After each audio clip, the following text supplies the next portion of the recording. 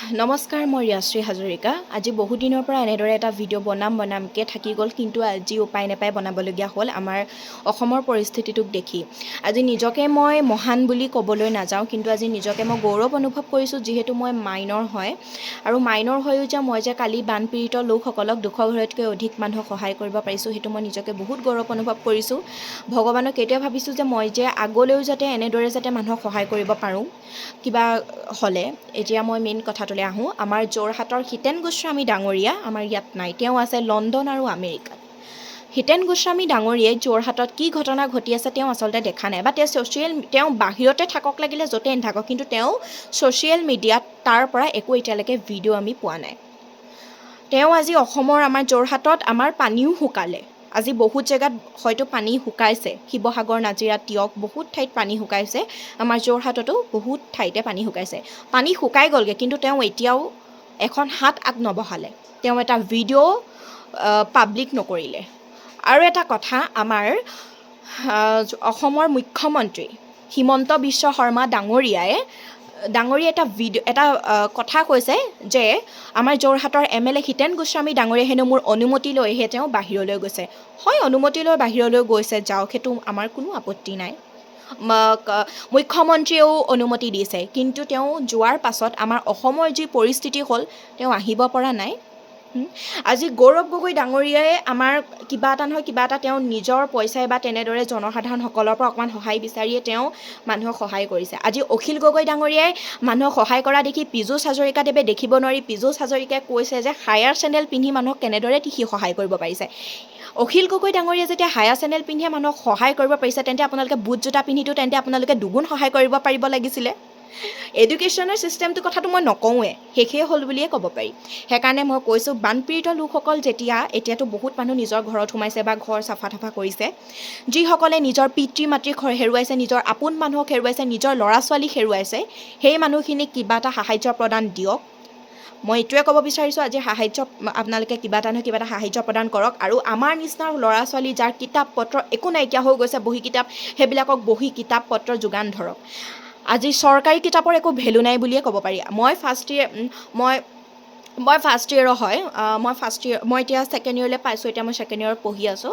আজি first year আৰু second ইয়েৰত মই এখন চৰকাৰী কিতাপো চুই নাপালোঁ, কাৰণ চৰকাৰী কিতাপ পঢ়ি একো লাভ নাই, কাৰণ চৰকাৰী কিতাপত একো নাথাকে।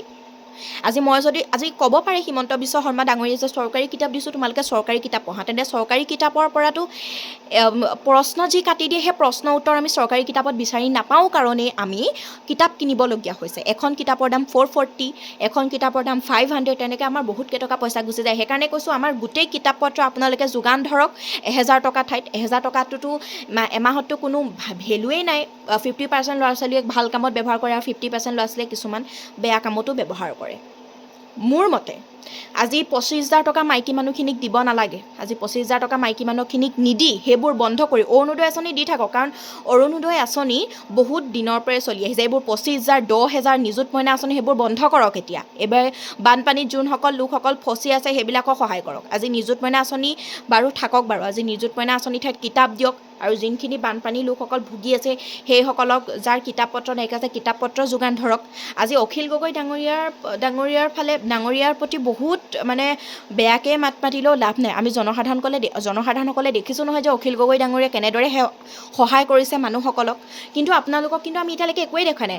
আজি চৰকাৰৰ ফালৰ পৰা আজি হেলিকপ্টাৰত আজি বস্তু দিছে, কিন্তু হেলিকপ্টাৰে বস্তু ক'ত পেলাইছে? পানীত পেলাই দিছে। সেইবোৰ গৰু ছাগলীয়েও খাব নোৱাৰে, এইবোৰ গৰু ছাগলীয়েও খাব নোৱাৰে। তেনে জিলা প্ৰশাসনৰ কাম কি? তেনে জিলা প্ৰশাসন নেলাগে, চৰকাৰ উঠুৱাই দিয়ক। আজি চৰকাৰে উঠুৱাই দিব লাগে। মোৰ মতে সেইটোৱে। ধন্যবাদ থাকিল আপোনালোকক। মই এইখিনি কথা ক'বলৈ পাই নিজকো মই বহুত ধন্যবাদ মানিছোঁ। ইমান সৰু হৈও যেতিয়া আমি পলিটিক্সৰ কথা অকণমান হ'লেও গম পাইছোঁ সেইকাৰণে কৈছোঁ, আপোনালোকে বানপানী লোকসকলক সহায় কৰক। আপোনালোকৰ মই জিলা প্ৰশাসনক সেইটোৱে মই জনাইছোঁ। আৰু আমাৰ যোৰহাটৰ MLA হিতেন গোস্বামী ডাঙৰীয়া ওলাই আহক, লণ্ডনতে থাকক, লাগিলে আমেৰিকাতে থাকক, ওলাই আহক। মানুহখিনিক চাওকহি, আমাৰ যোৰহাটৰ মানুহখিনিক কি অচলা অৱস্থা হৈছে চাওকহি। আমাৰ জনসাধাৰণসকলে যেনেদৰে সহায় কৰিছে, আপুনিও কিবা এটা হাত আগবঢ়াওক। আৰু আমাৰ মুখ্যমন্ত্ৰী কোন আছিলে পাহৰিলোঁ পটককৈ, আমাৰ হিমন্ত বিশ্ব শৰ্মা ডাঙৰীয়াই কৈছে যে তেওঁ বহুত সহায় কৰিছে। ভিডিঅ' আকাৰত দিয়ক, আমাক ছ'চিয়েল মিডিয়াত আগবঢ়াওক যে কি সহায় কৰিছে হিতেন গোস্বামী ডাঙৰীয়াকতো মই চুট টাইট কৰি ফটোহে দেখিছোঁ নিজৰ জীয়ৰীৰ লগত। সেইকাৰণে ডাঙৰ মানুহখিনি সেইটোতে প্ৰব্লেম, কাৰণ ডাঙৰ মানুহখিনিয়ে চিন্তা কৰে অকল নিজৰ কথা চিন্তা কৰে, কিন্তু আমি যিহেতু মিডল ক্লাছ ফেমিলি হয় সেইকাৰণে আমি চবৰে কথা চিন্তা কৰোঁ। সেইটো কাৰণে আচলতে ভগৱানে মানুহক কিবা এটা দিব লাগে ন, সেইটো কাৰণে আমাক এটা বহুত ডাঙৰ মন, বিশাল মন দিছে।